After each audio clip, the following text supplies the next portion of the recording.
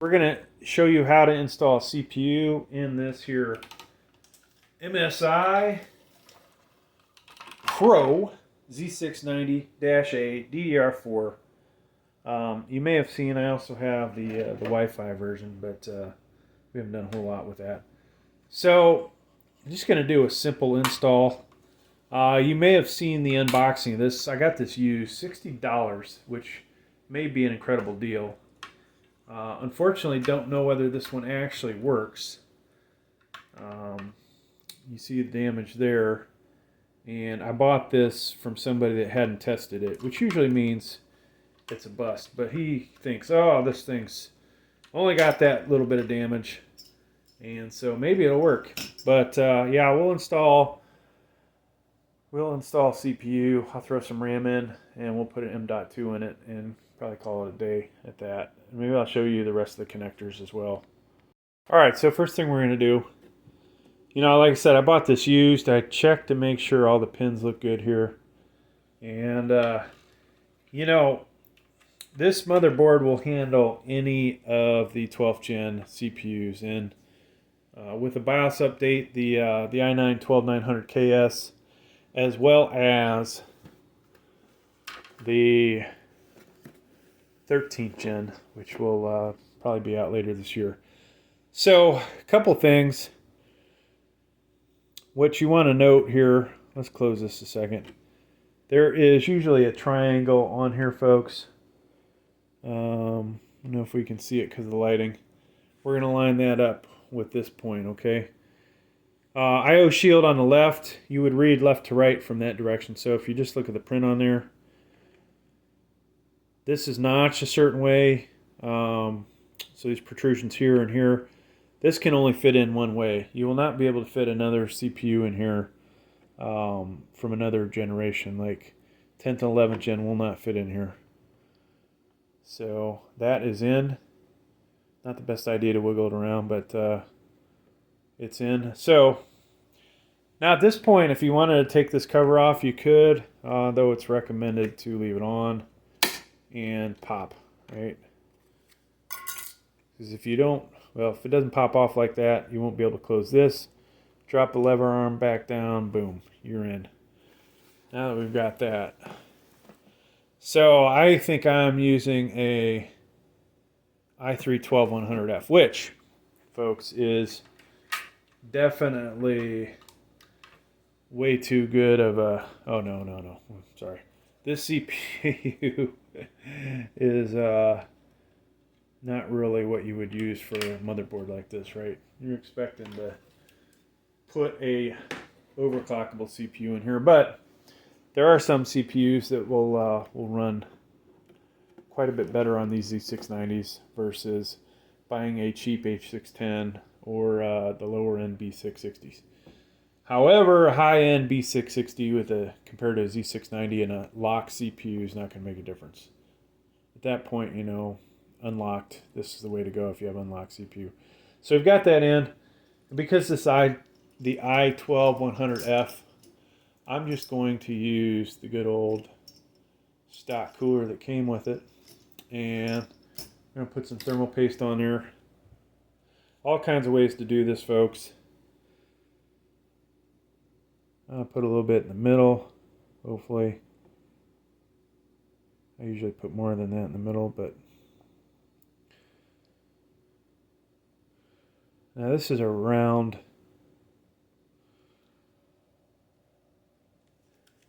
If you look at the base of this, I probably should have looked at that before I put the thermal paste down, but I use a lot of Noctua, and they've got a rectangular base. Alright, so make sure this is in the right orientation. So we want to, I'm going to go ahead and connect this ahead of time. You can do it afterwards. Drop that in right in the back, just so you can see it. Otherwise it'll be hard to when I put the CPU cooler in. Alright, so we drop that in. Now, kind of important to have a soft surface under your motherboard for this. I have a tendency to pick these up just to make sure it clicks in good. There's no resistance. And Notice I'm not going, clockwise or counterclockwise. I'm going diagonal. Snapped them all in.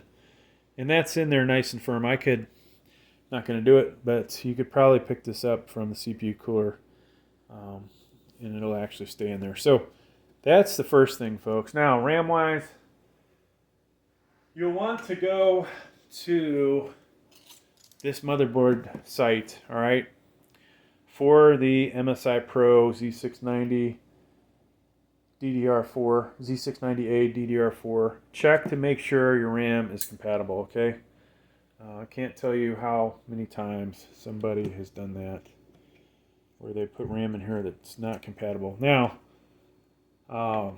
yours truly did not check this RAM, but just showing you how to install it. RAM can only go in here one way, all right?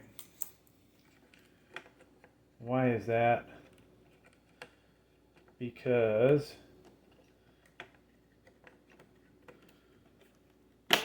the length of these things, this to the notch is shorter than that side, okay? Over here in the RAM slot, it's set up the same way, one side shorter than the other. Now, for this motherboard, you have to detach both these. Some motherboards, only one side. And apply pressure on both ends, and you want to hear that double snap. All right, so that's good.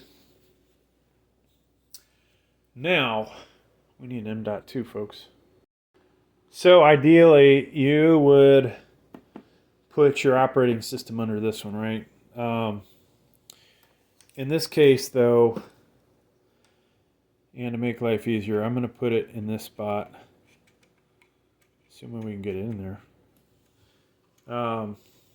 Hopefully this wasn't damaged too. So these come in about 15-20 degrees, and then you'll want to grab the M.2 out of the box, the screw, M.2 screw, it looks kind of like that guy, to secure this. Now, this is probably one of the most frustrating things in this. If you have a really good magnetic Phillips head, you won't have a problem. This is not magnetic, but I've done that enough times that I got it to work. All right, so to be honest with you, I'm showing you how to do this, showed you how to do the RAM. If you're doing this for your first build, maybe go with one stick of RAM. Maybe don't put the M.2 in here. You want to just boot to BIOS. That will save you some headaches when you're troubleshooting. Make sure you plug your CPU cooler in. Make sure that these did click, okay? And now that you're looking at them, that everything looks similar. So let's talk about the PSU. I've got this EVGA white 750. It's not plugged into the wall. Normally you would put this in a case at this point. I'm just going to show you how to make these connections outside of the case. Alright, so here's that 24 pin connector, or 20 plus 4. That's going to install here. And this goes in only one way. Let me try and change up the angle for y'all so you can see that. So the tab faces out. And you need to make sure both sides click. Wow. So this box has seen better days, folks. At this point, you could do this on the counter or in some other thing. I just jacked up the box. Oops. I need to stop working out as much. So CPU I put in here is a i3-12100F. That means it's going to require a graphics card. So we're going to have to get a graphics card in here. Basically, once again, just kind of showing you how that works. And you'll want to do something with these cables. Now, I would use a better power supply if I had one of my K-type processors in here, but this thing, we're just going to use 2 1x4s, make 1x8, right? Put that in there. I can fit it in there. And that clicks. That would click as well if the box didn't crap out. All right, so there's that. Now, of course, if you were in a case, that would not be dangling over your CPU fan. Now, what else, folks? There's a whole host of other connections you can make on this thing, right? And just to simulate this, HD audio, USB, all right? HD audio, you're missing this one pin here. And when you look at this, folks, this pin second from the left is missing. So you'll want to line that up just like that. And be gentle with this stuff because you can wreck the pins. USB 2.0, this end pin is missing. And so you can pick either one of these, put that in there, okay? Boom. Now I don't have all of the front panels, but for troubleshooting's sake, this is another place where, hey, let's just connect the power switch, okay? I've got this little button here. Power switch, top row, the right 2 pins is where this needs to plug into, okay? You would find that from your case as one of the connectors. I recommend that you hook this thing up before you do the rest of them, just to make sure that you've got that working. Now let me grab a graphics card, which we have close. So I'm gonna put in a GTX 1050, and lo and behold, it's already got HDMI attached to it. Let us slide this down. And this is PCIe 3.0, so we're good right here. And that's going to click in. Boom. Now, of course, if we had somewhere around here, I have a USB 3.0 that I could plug in, but I don't see it. And we don't have a Type C Charlie. But you would, if you have this on your case, you'd plug that in there. You'd plug this guy in. If you had hard drives, okay, let me show you that. All right, so an assortment of drives here. You've got 3.5-inch drive, 2.5-inch hard drive, and a solid state drive. I'll just pick one of these because they connect all the same way. You would hook up your SATA cable to it. So SATA can only go in here one way. And if you look at that, the way that's opening is, we'll click that in there. Now, then I have to double check which one's which, but click in that guy. And then from your power supply, folks, you've got, as I bump the camera again, SATA cable, or SATA power here, okay? This also can only go in one way, which is this way, and click. All right? So, all that said, are we feeling lucky? Now, you may have seen that this motherboard is, if you watch the unboxing, I wasn't sure if this motherboard was going to work. And it may or may not, right?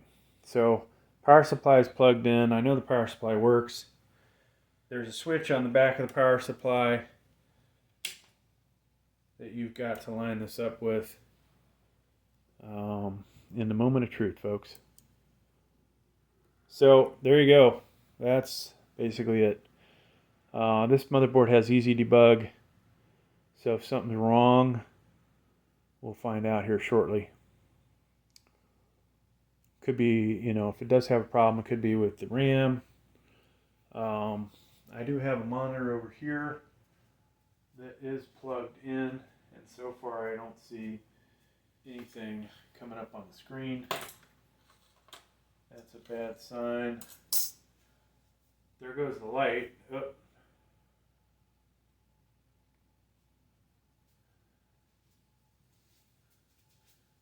However, the monitor might not even be on, folks.